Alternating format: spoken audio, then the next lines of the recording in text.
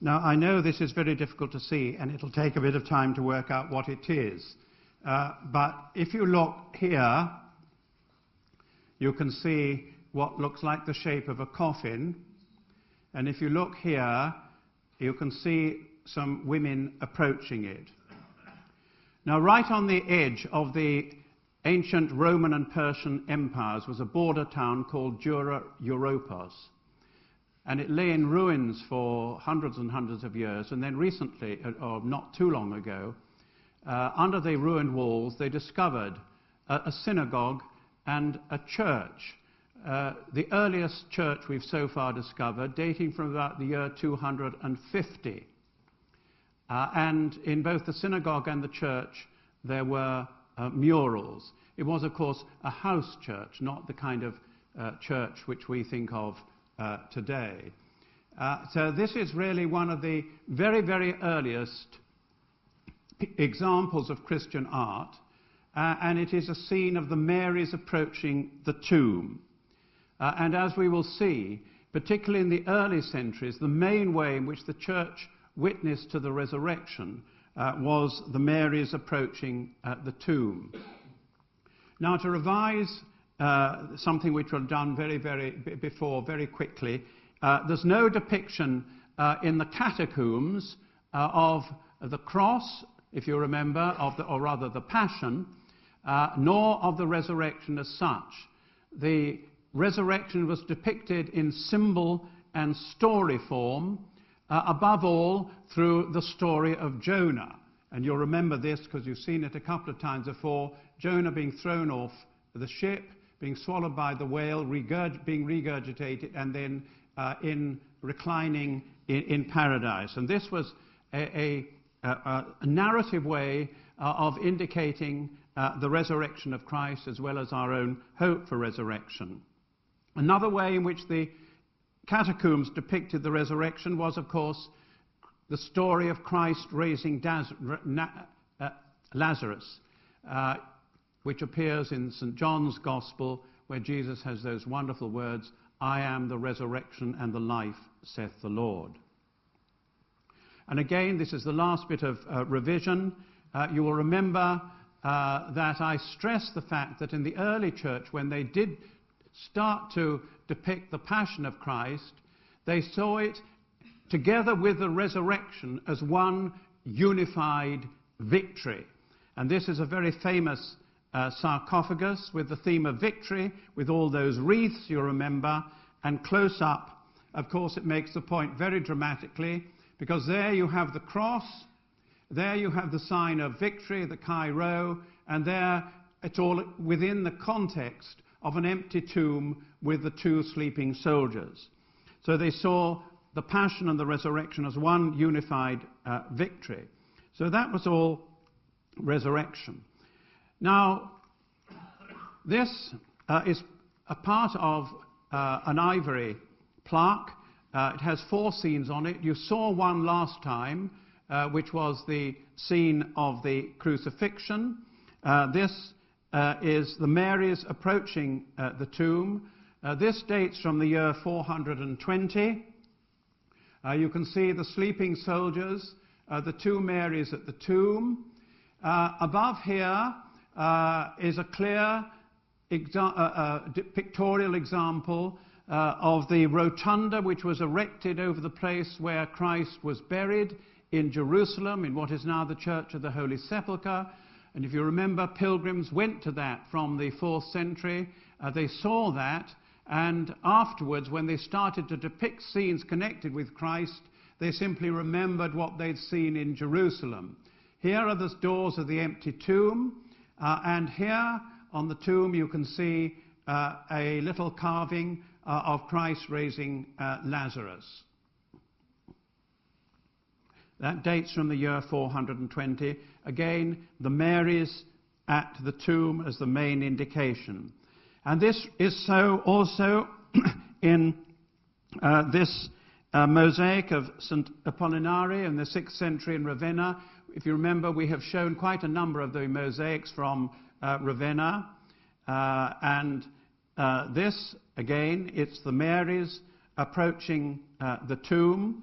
And what is interesting is that the broken door of the tomb, which you see there, itself became, in some instances, a symbol and a sign of the resurrection. So they just had to, as it were, show that sign, that funny shape there, and that itself was taken as a sign of the resurrection.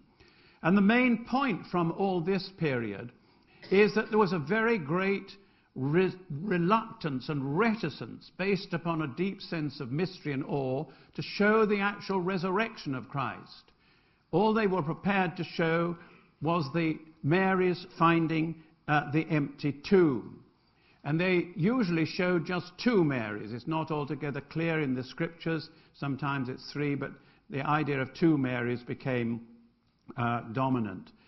This is an ivory from the 6th century, from the Carolingian period. And again, at the bottom, you can see the Marys approaching the tomb there, and the angel sitting on the tomb, telling them that the tomb is empty. And this, as you can see, is still part of a unified event. Christ crucified at the top, Christ risen at the bottom. This is another ivory, a little bit later, the 10th century, from the Artonian period. But again, you can see it is the Marys at the empty tomb. Right at the top, you see the guards. There you have the cupola over the church, in the Church of the Holy Sepulchre. And there you have the angel, and there you have the Marys approaching the tomb. And this is a scene which continues to be depicted. I'll just give you one modern example, because I'm rather fond of it. This is from Georgia. It's a Georgian artist who died in 1991, sadly very young, called Herati Persiana. And again, I think that's an angel.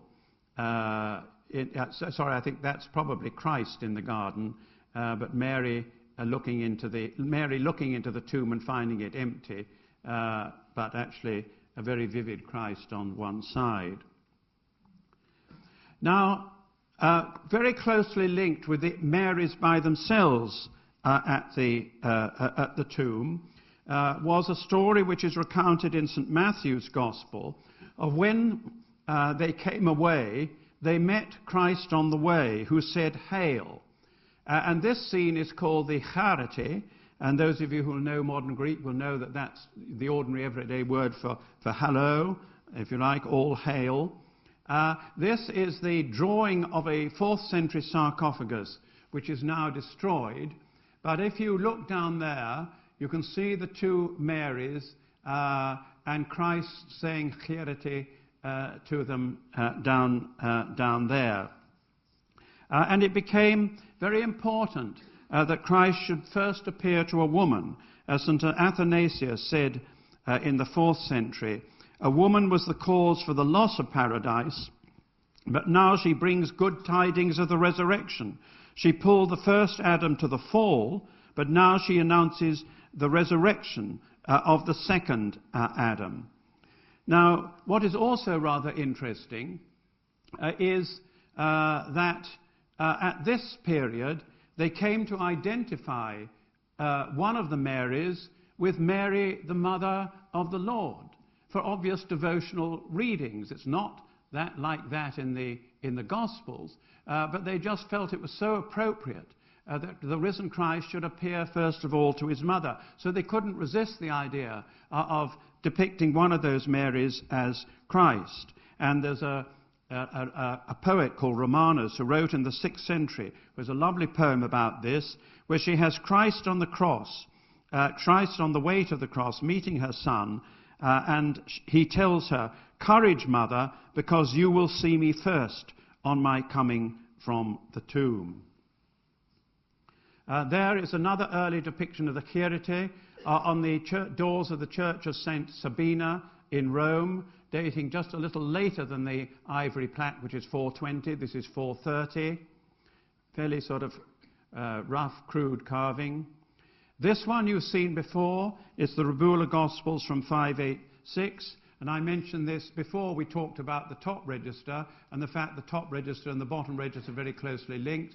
But here at the bottom, you can see that the Herati sign image is combined with the Marys at the tomb. So here the Marys coming to the tomb, and there is the risen Lord meeting a Mary there.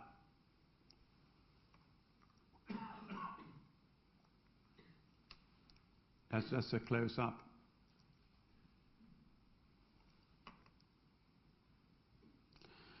Sometimes, as in this 12th century mosaic from St. Mark's, which has been somewhat altered over the years, the risen Christ appears between the Marys. Some of the ones that we've seen before, most of the ones we've seen before, both the Marys are on one side and Christ on the other.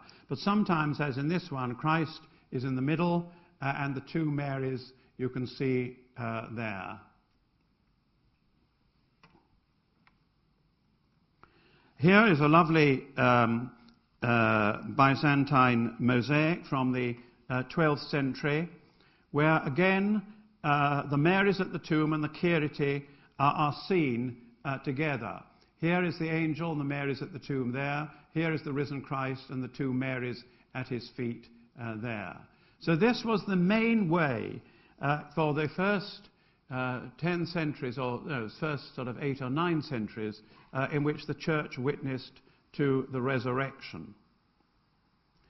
But another theme at the same time was what is called in the church the incredulity of Thomas, or what we tend to call in the West, in more ordinary language, doubting Thomas. Here you can see Thomas pointing up to Christ, being invited to put his finger into the place of the wounds with Christ, got his hand risen high. This is another one of those ivory plaques, scenes from that ivory plaque in the British Museum, 420. And when pilgrims went to the Holy Land, if you remember, I said, like all tourists everywhere, they wanted to take away souvenirs, especially holy souvenirs, so they took away these little ampullae, which were probably filled with holy water or holy oil, and on one side they would have one form of Christian witness, on one the other. I know you can't see these, but I just wanted to show you what the ampullae were like. But this is actually another scene of the Marys approaching the tomb. Very often on the other side was the incredulity of Thomas, though in this one it is actually the Ascension. Now, if you remember, when we were talking about the Passion, I said one of the main difficulties that faced the early church for about 7 or 8 centuries was how to depict Christ on the cross.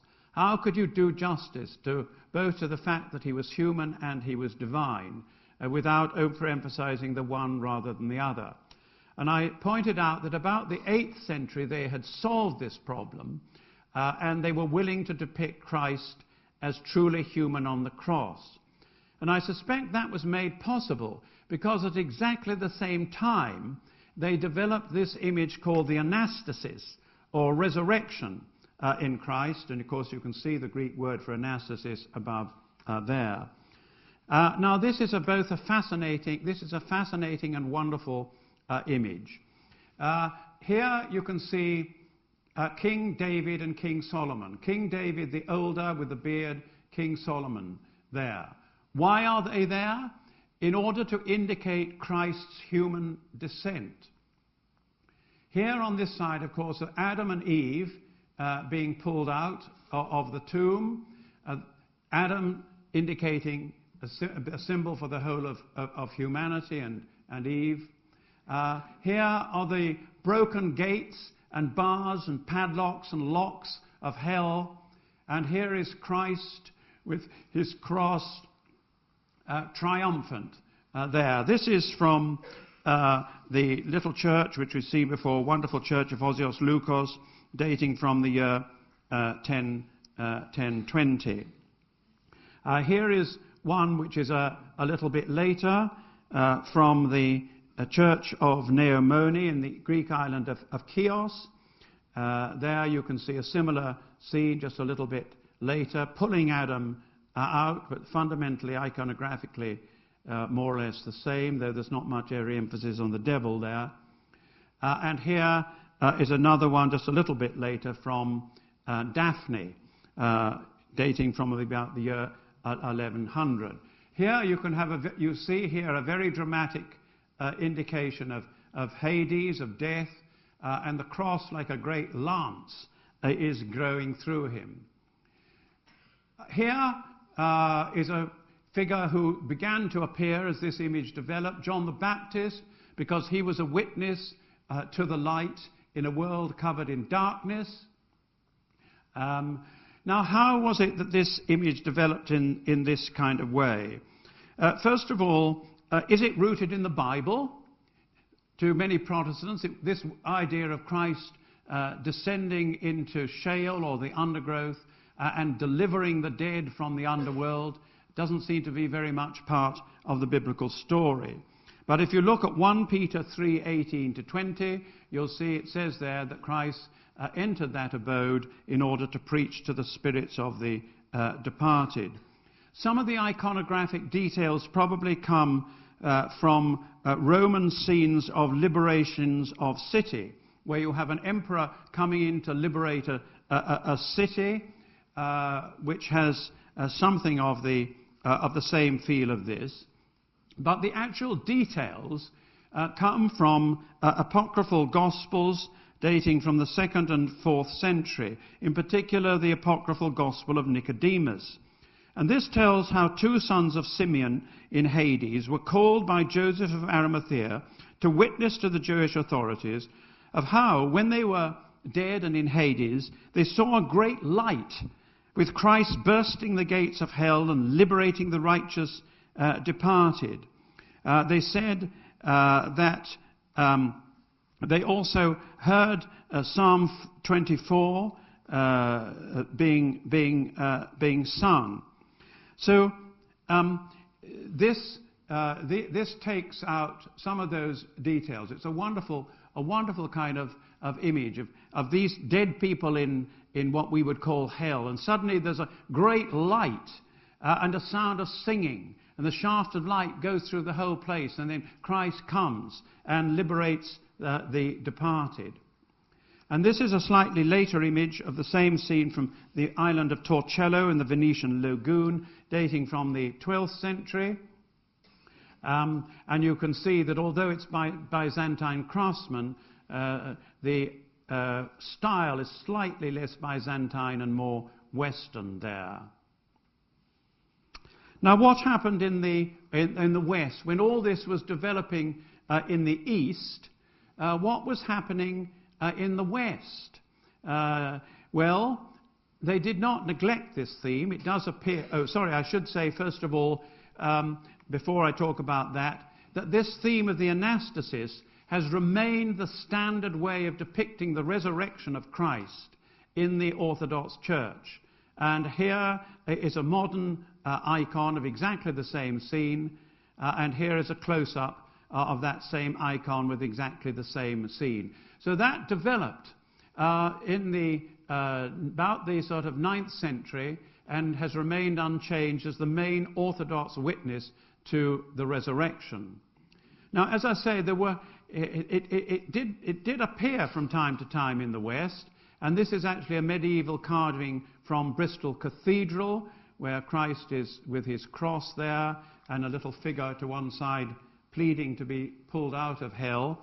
But the main depiction in the West of this scene of what we very often call the harrowing of hell is actually not so much in art, but in the mystery plays. There's a wonderful, wonderful mystery play based on this scene, and also in poetry.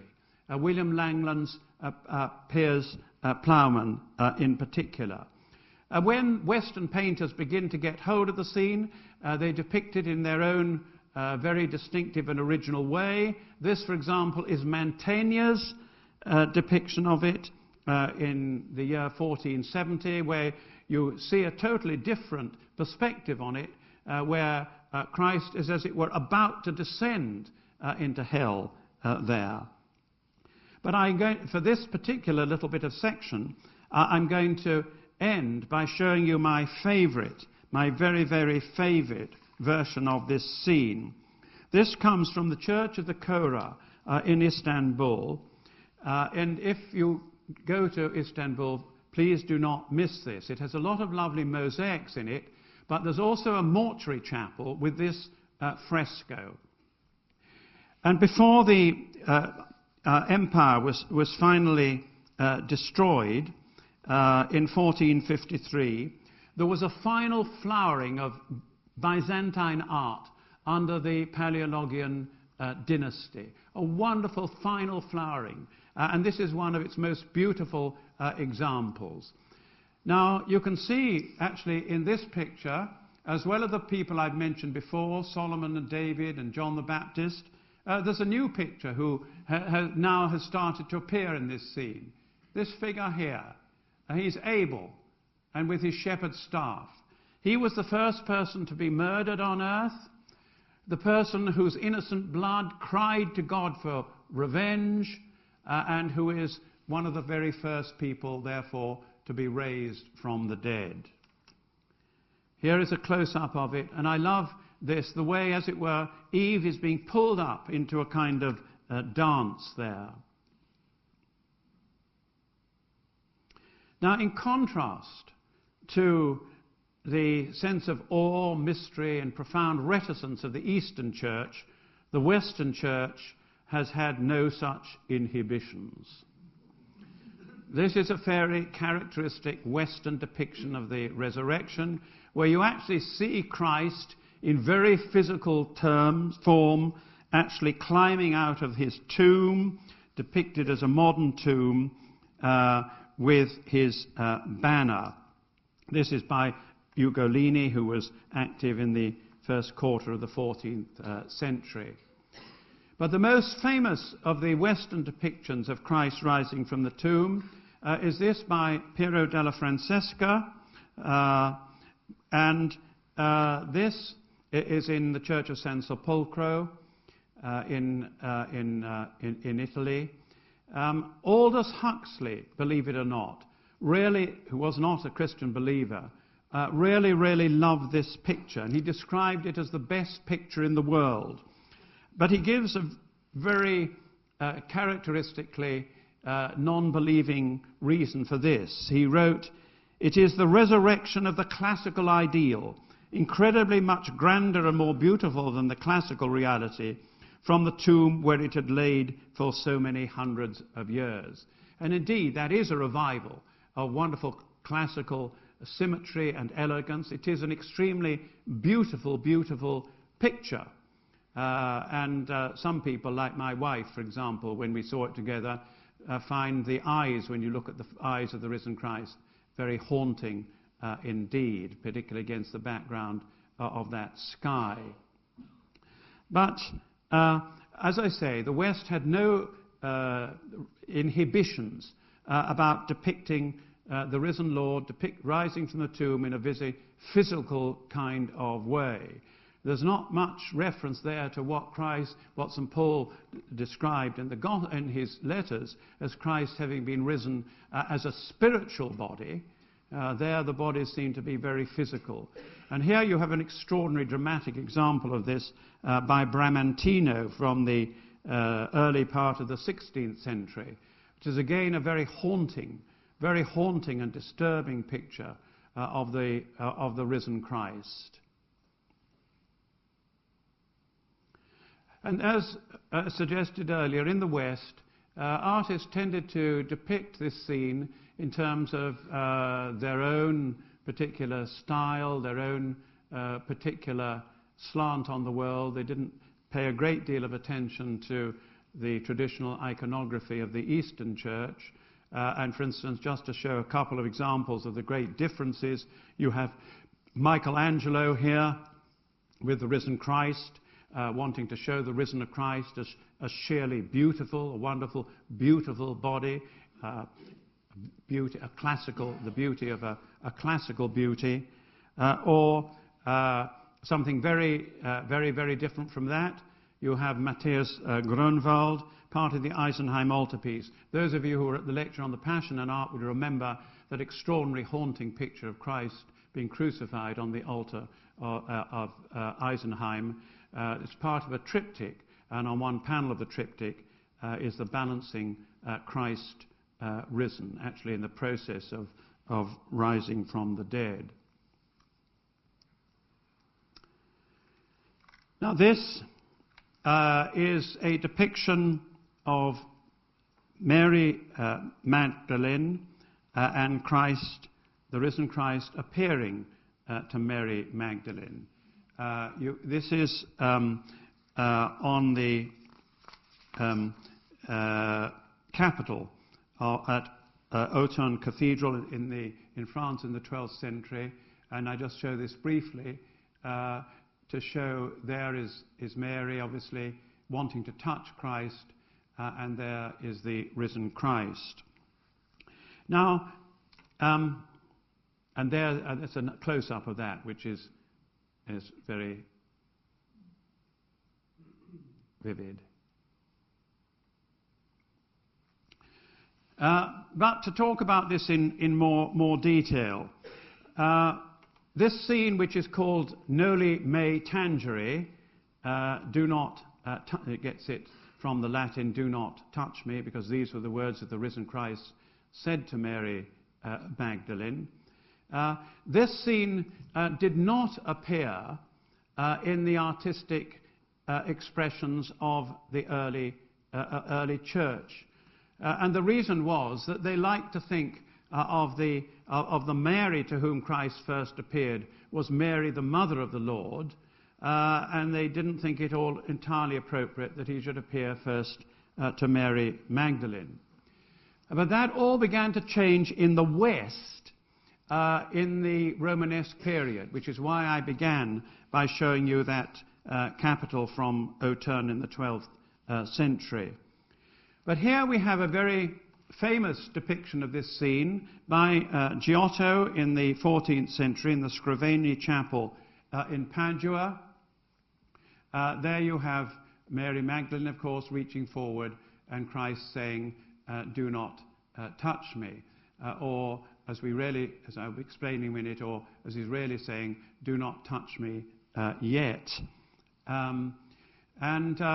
There's some very interesting features about this, and that is, first of all, that she normally people were if they were in mourning, they would be depicted. Normally Mary Magdalene would be depicted with her hair uncovered, but here, because she's in mourning, she's depicted it with it covering, but because she's not a widow, it's not in black, but it's in brown. Perhaps more significant than that is that we have an example here of what is called Contrapposto, which has been defined as leading towards her, he also withdraws. That wonderful kind of movement. She is leaning towards him, but he is also withdrawing. Which expresses well the tension between Mary's love and Christ's desire to lead her into deeper truths. And there are some wonderful depictions of this in Western art. There is a close-up of the one by Giotto. It's showing very well that Contrapposto. People like St. Augustine saw this Contrapposto as spiritually, not just aesthetically significant. But as I say, there's some wonderful depictions in Western art of this scene. This is Titian in the 16th century.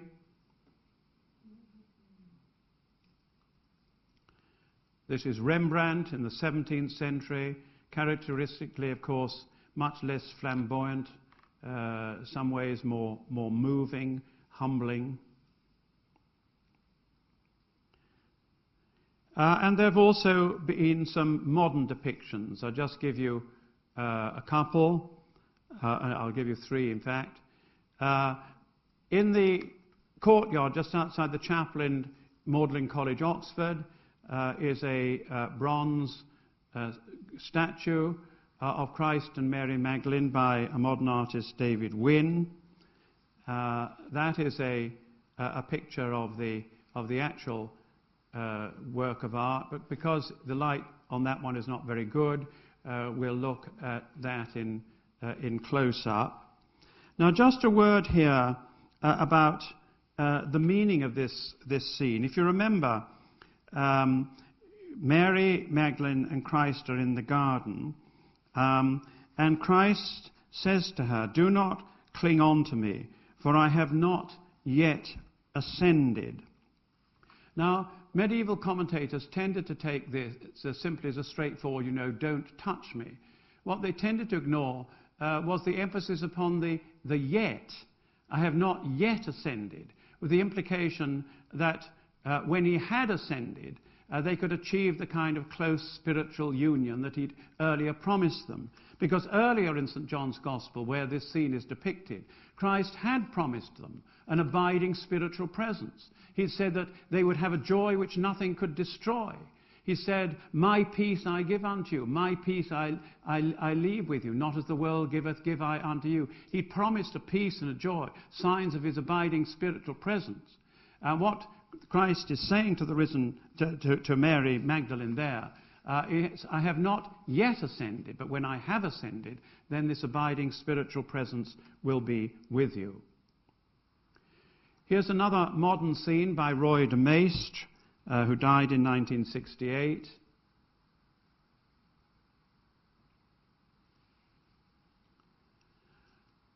And here's the most famous one of all, by Graham Sutherland in Chichester Cathedral. Graham Sutherland died in 1980.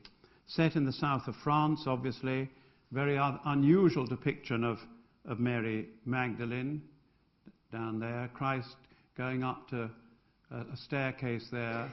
You can, as it were, see through this sort of wonderful wall, coloured wall, into a sort of heaven at the back. Although that picture is startlingly modern and doesn't seem to have any very obvious religious significance, it is actually, I find, a very moving picture. Painting, rather.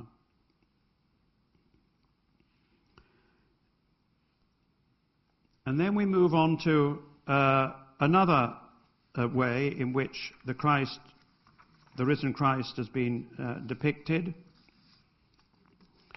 This is the walk to Emmaus and the supper at Emmaus, which you get recounted in Luke's Gospel. This is a mosaic from the Church of St. Apollinare Nuovo in the 6th century, which I've mentioned before. And this Emmaus scene began to be depicted from about that time, but it only became firmly established from about the 11th century. And one of the reasons for that, it seemed to chime in well with what was so popular in the medieval period, namely pilgrimage. And in fact, the word peregrinus means both stranger and pilgrim. And so, not surprisingly, the risen Christ on the road to Emmaus with the two disciples would very often be depicted as a pilgrim, as he is here in this fresco in the oratory in Novara, dating from the 15th century. Obviously, the two scenes of the walk to Emmaus and the supper Emmaus were very closely connected. This is a mosaic in St. Maria Maggiore in Rome. I think I saw that it was from 5th century, and then I couldn't double check on it. It's just, I put a big question mark about that because I'm rather suspicious that it's that early. It doesn't look that early to me. It looks a little rather later than that. But the point is that this was depicted from a reasonably early age. But it was only in the 16th century that we really begin to get a great emphasis upon this supper at Emmaus. And this was partly because at the times of the Reformation and the Counter-Reformation, the whole question of the meaning of the Eucharist was very much to the fore in theological debate, and particularly in counter-Reformation countries. Therefore, the idea of the risen Christ eating a supper, which had all the indications of being a Eucharist, because he took the bread, gave thanks over it, and broke it, and then he was present. Clearly, for the New Testament church, this was, in some sense, at least it resonated with what they knew as the Eucharist. This was painted by Caravaggio. As you know, Caravaggio died at the age of 37 after a pretty stormy kind of life. He painted the scene twice, once with Jesus with a beard and once without a beard.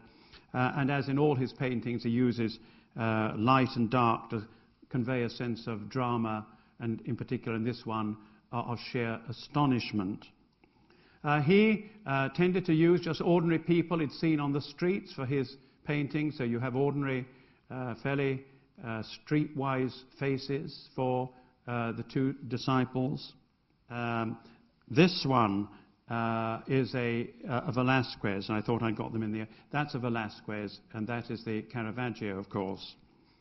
But this has also been a scene which has been popular about some painters.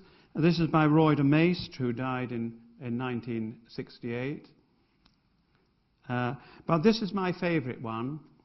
It's by Kerry Richards. And the original hangs over the altar in the chapel of Teddy Hall, Oxford. And what is very interesting is that it was commissioned by the Junior Common Room.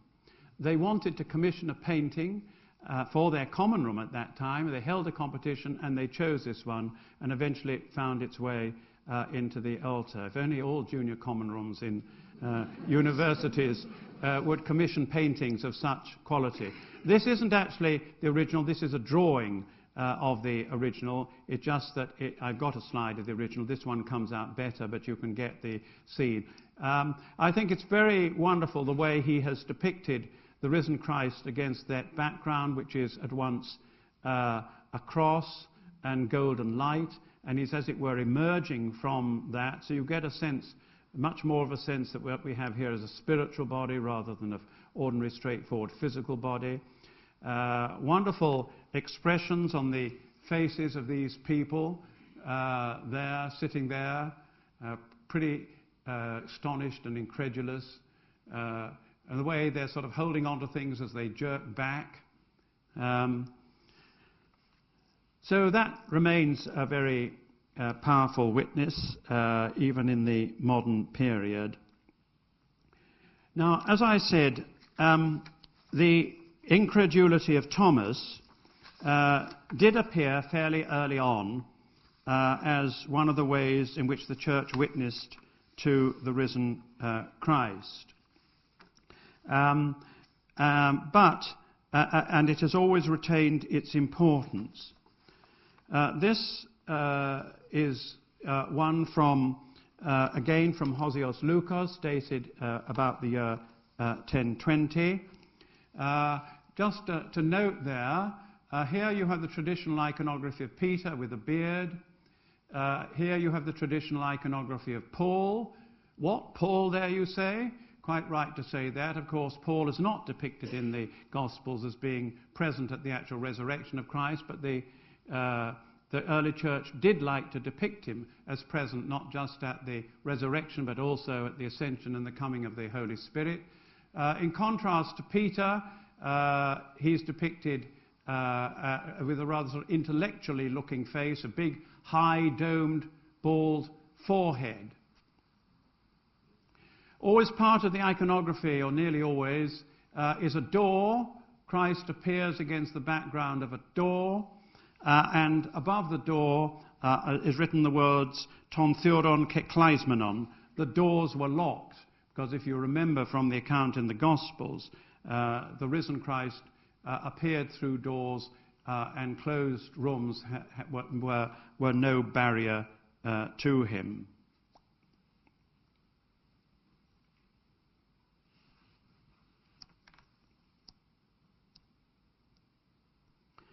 Here is an ivory of the same scene from a little bit earlier, probably. It's ivory in Milan Cathedral.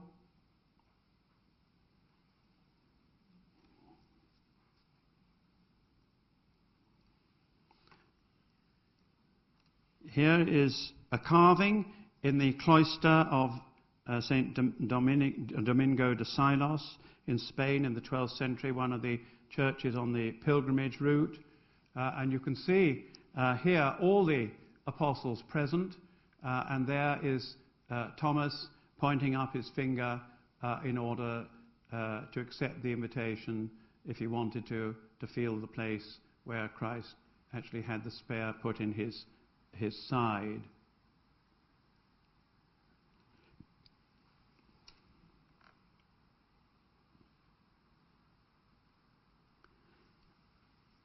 This is a famous depiction of the scene by Verrocchio in the 15th century in Florence.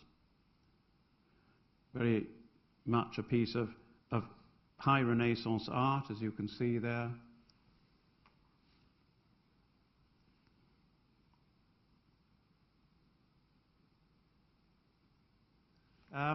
But the point about this and Caravaggio and the Guercino, which I'm going to show at this point, is that there came a great love of depicting this scene in a very, very physical kind of way.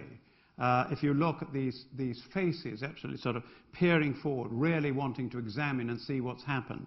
And he is actually really poking his hand into the wound.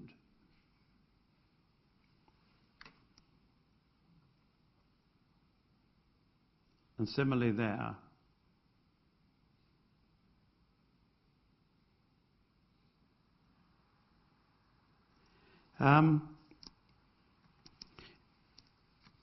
This is a modern depiction of the scene. Not surprisingly, this is one of the ways of witnessing to the risen Christ which has persisted throughout human history. As we saw, we began with the one in 420, one of those scenes on that ivory plaque. It was there in the East, it was there in the medieval period, it was there in the Counter-Reformation, and here it is in the modern period. Just to give you one example, this is by a modern artist called Nicholas Meinherr, born in 1958, and this is very, very characteristic of his style. He seeks to concentrate on essentials with the flow of lines conveying the compassion of Christ and the background of gold, of course, for glory. I like the way which, as it were, the flowing lines of Christ's head and arms and hand enclose Thomas there in an embrace, and as indeed the other hand does, sort of embrace him in that kind of warm way.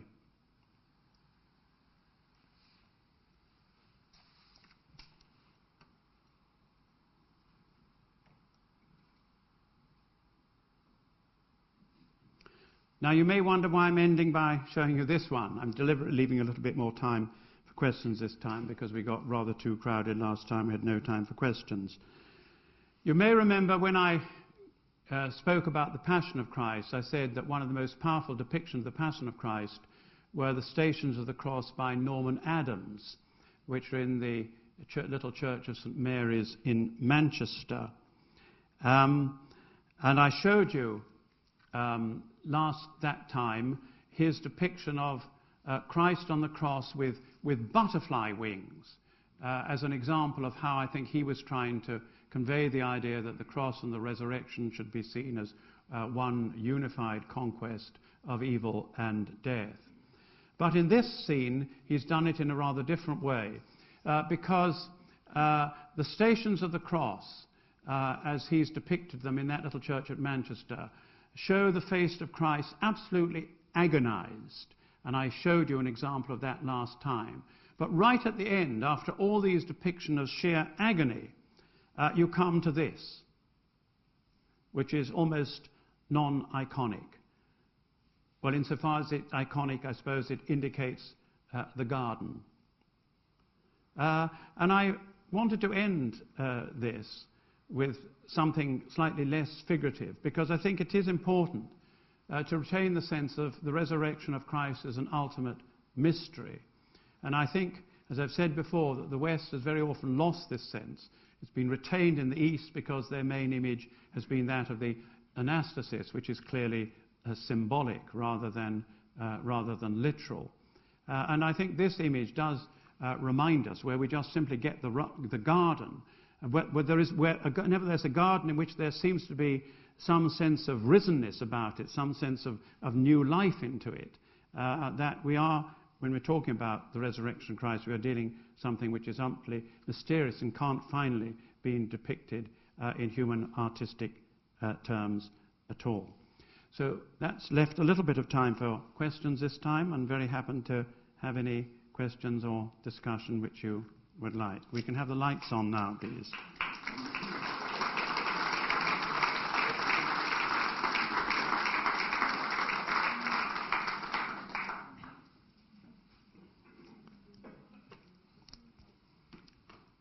There's a lady there. Have you seen Anthony Gormley's horizontal resurrected Christ, which is over the chancel of one of our universities? And again, because it transparently doesn't have form, it has only his wires, yes. It does have the same kind of idea that I think you were conveying here.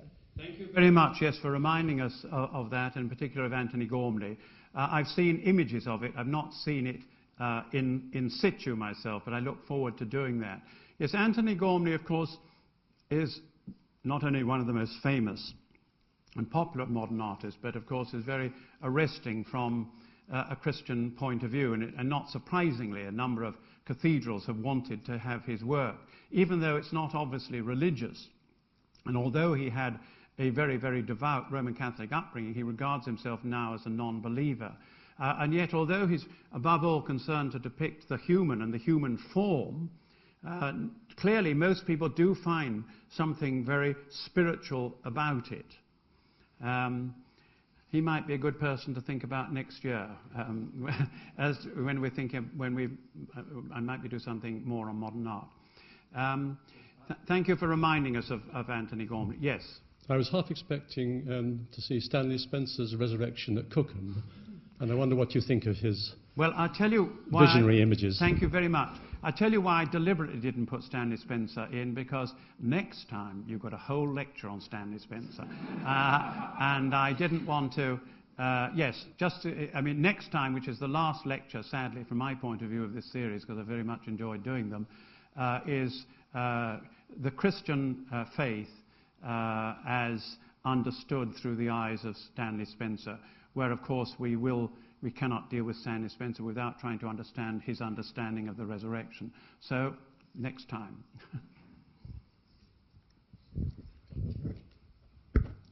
In some of the early pictures that you showed, Christ was holding a banner. Well, now, there was a red cross on that. Presumably that was nothing to do with St. George, or was it to do with the crucifixion and the fact that Christ had risen? Well, it's interesting. It depends how far we go back. It's in the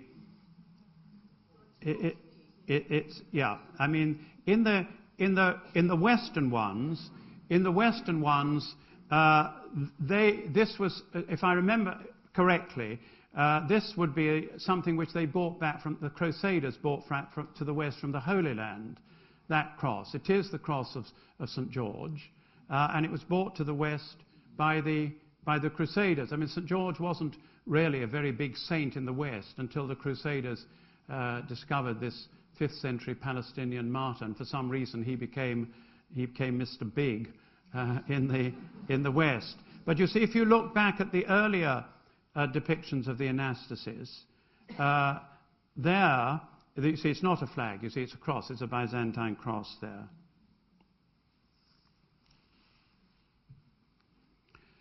Any more questions that anybody would like to ask? Or no, I think. Just one more. Yes, of course. Bill Viola. Yes. Do you remember that marvellous exhibition in the Sainsbury Gallery, Yes. where you had the figure rising from the Yes, tomb, yes, indeed. and also his other work with water. Yes, yes. And he has this wonderful idea of rising. Yes, no, I quite agree. In fact, I nearly showed a still of that Bill Viola, because one of the fascinating features about so much modern art, and not only modern art, but other visual art, but other forms of art, is that although the artist doesn't necessarily claim any ostensible religious faith, they so often reflect Christian imagery in what they're doing. And quite right to mention that Bill Viola could not have been painted without something having entered deeply into his system as Christ rising from the tomb, and similarly the water ones. And if you take Damien Hirst, for example, also, I mean, I saw a big exhibition of his once at the White Cube, which consisted entirely of medicine cabinets full of cupboards, full of glass files. But it was called the 12 Apostles. And there was some attempt, I think, to give it that kind of resonance as well. It is extraordinary, isn't it, how these echoes continue. I think probably we're coming towards the end now, unless anybody's absolutely bursting for one more, otherwise we'll draw to a close. Okay, one more lecture next time, as I said, on Stanley Spencer.